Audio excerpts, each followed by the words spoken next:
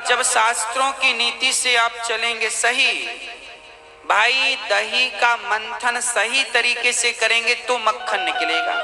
अब मंथन करना ही ना आए, मंथन करते समय दही का जब मक्खन नहीं निकलता तो माताएं ठंडा पानी डालती हैं, ठंडे पानी से मक्खन ऊपर आ जाता है। अब आता है तो आपको पता है निकाल ले, आता ही नहीं तो अब कोई गर्म पानी डाल दे, मर जाएगा, नहीं निकलेगा। हाँ जी, बस जैसे दही के मक्खन को निकालना आना चाहिए, उसी प्रकार जब आप शास्त्रों की नीति से चलेंगे, नियम से चलेंगे, तो क्या होगा? ध्रुव मक्खन है। जब शास्त्रों का पालन करेंगे, सत्य के मार्ग में चलेंगे, भगवान का चिंतन करेंगे, जब गृहस्थ आश्रम को भगवान की भक्ति के लिए बनाएंगे, तब आपके घर में ध्रुव और प्रहलाद जैसे मक्खन का जन्म होगा, तब मक्खन निकलेगा। धन्यो गृहस्थो, धन्यो गृहस्थाश्रमः, धन्य है गृहस्थाश्रम। गृहस्थाश्रम सबसे धन्य है। क्यों? क्योंकि गृहस्थों के घर ही भगवान का जन्म होता है। राम गृहस्थों के घर आए, कृष्ण गृहस्थों के घर, ध्रुव और प्रहलाद भी गृहस्थ के घर आए, इसलिए धन्य है गृहस्थाश्रम। पहले के लोग शादी इसलिए करते थे कि ध्रुव जैसी संतान इनकी साधना से मिल जाए। लोग पहले तपस्वी होते थे, स्त्री भी पुरुष भी, और दोनों पति पत्नी केवल अच्छी संतान के लिए ही संबंध बनाते थे, केवल अच्छी संतान प्राप्त करने के लिए। और आज भोग प्रधान हो गए हैं लोग। अच्छी संतान किसे चाहिए? बस बेटा हो जाए। शास्त्र कहते हैं कि अच्छा बेटा पाने के लिए तपस्या करनी पड़ती है, नहीं तो फिर जो संसार में पैदा हो रहे हैं ये तो बिना तपस्या के पैदा हो जाते हैं। बच्चे तो फिर देखो कुत्ते बिल्ली भी पैदा कर लेते हैं। बच्चे पैदा करना बड़ी बात नहीं है। संस्कारी पुत्र कब मिलेगा? जब माता पिता तपस्वी होंगे। माता पिता की तपस्या से, माता पिता के संस्कार से, माता पिता की भक्ति से प्रसन्न होकर भगवान योग्य पुत्र आपकी झोली में डालते हैं। नहीं तो अयोग्य पुत्र तो बहुत हैं। माँ को गिलास भर पानी नहीं देते, ऐसे बेटे भी देखने को मिल जाते हैं। इन बेटों के लिए तो आपने केवल अपना कष्ट ही सहा है। भाई प्रसव में दर्द होता है कि नहीं माँ को? आपका बेटा ना तो अतिथि की सेवा कर रहा है, ना तो आप माँ बाप की सेवा कर रहा है, बस भोगता ही भोगता, भोगता जा रहा है। तो ऐसे भोगी को जन्म दिया है तुमने, तो मतलब अपना पेट ही खराब किया है। फड़वा लिया, 4, 10, 25 टांके लगवा लिए, फड़वा और लिया, मिला क्या? कुछ नहीं। ऐसा बेटा पैदा करने से अच्छा है पेट ही ना फड़वाना पड़ता। इसलिए योग्य संतान हो तब तो सब बढ़िया है।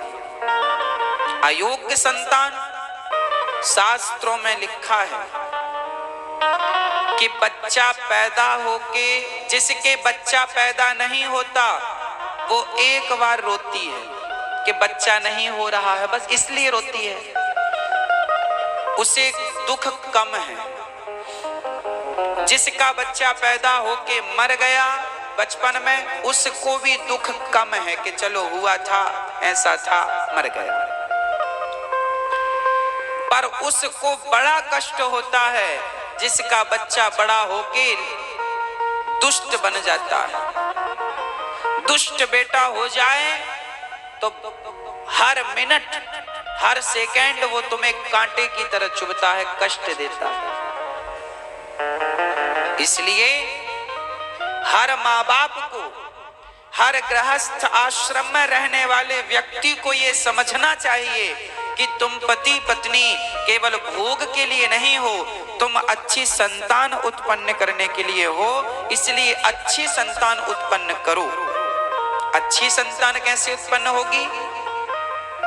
नियम से रहो, मेहनत की खाओ, मेहनत का कमाओ, सत्य बोलो, किसी के साथ बुरा ना करो, छल ना करो।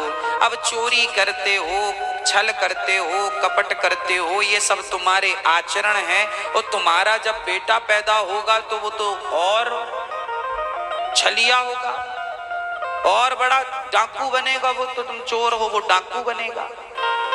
अच्छी संतान के लिए माँ बाप को अच्छे आचरण धारण करने हैं। शास्त्रों में लिखा है कि गृहस्थ आश्रम जब हो, हमारे यहाँ जब पति पत्नी जब शादी होके दुल्हन घर पे आती थी ना, तो हमारे भारत में सबसे पहले उसे सत्यनारायण भगवान की कथा सुनवाई जाती थी।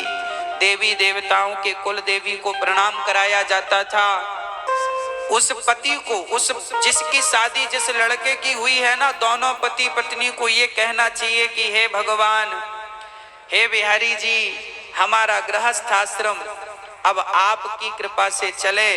अब हम दोनों पति पत्नी आपके चरणों में समर्पण कर रहे हैं। कैसे चलाना है, कैसे निभाना है प्रभु आप देख लो। हम दोनों में प्रेम बना रहे और हम दोनों आपके चरणों से प्रेम करते रहें, और आपकी कृपा से ही घर में जो भी संतान हो आपकी भगत हो। हे नाथ, हमारे गर्भ में जो बच्चा पल रहा है वो बच्चा आपकी भक्ति लेकर पैदा हो। यही वरदान पहले के माँ बाप मांगा करते थे। आज कौन ऐसी बातें कहता है? आज किसी को ज्ञान ही नहीं है। शादी के बाद सत्यनारायण भगवान की कथा भी लोग नहीं सुन पाते, सीधे भाग जाते हैं दुल्हन को लेकर के। क्योंकि शादी ही भोग के लिए की है, तो भोग भोगने चले गए। उद्देश्य ही उनका भोग था। अब कहां से संस्कार बनेंगे, कहां से संतान बनेगी? बच्चा तो कुछ है नहीं। इसलिए अच्छी संतानें अब नहीं होती, स्टॉप हो गई, क्योंकि माँ बाप लापरवाह हो गए। ध्रुव जी की माँ सुनीति सवेरे 4 बजे उठ जाती थी। अपने बच्चे को, माँ उठती थी तो बच्चा भी उठ जाता था। माँ स्नान करे तो ध्रुव स्नान करे, माँ पूजा में बैठे तो ध्रुव जी भी पूजा में बैठ जाते हैं। माँ माला जप रही हो, हमारे लिए भी एक माला लाओ। माँ ने दिया। क्या जप रही हो माँ? बेटा मैं नारायण नारायण नारायण जप। अच्छा माँ मैं भी जपूं? हाँ बोलो नारायण। बच्चे नारायण नारायण जपें। बचपन से ही बच्चे गीता पढ़ें, बचपन से ही बच्चे रामचरितमानस की चौपाइयां पढ़ें, और बचपन से ही बच्चों के भीतर सेवा के संस्कार हों। तो फिर देखना बच्चे भला कैसे बिगड़ते हैं, कैसे आचरणहीन बनते हैं। वो सुसंस्कारी बनते हैं बच्चे, जिन्हें बचपन से माँ बाप के संस्कार मिलने स्टार्ट हो जाते हैं।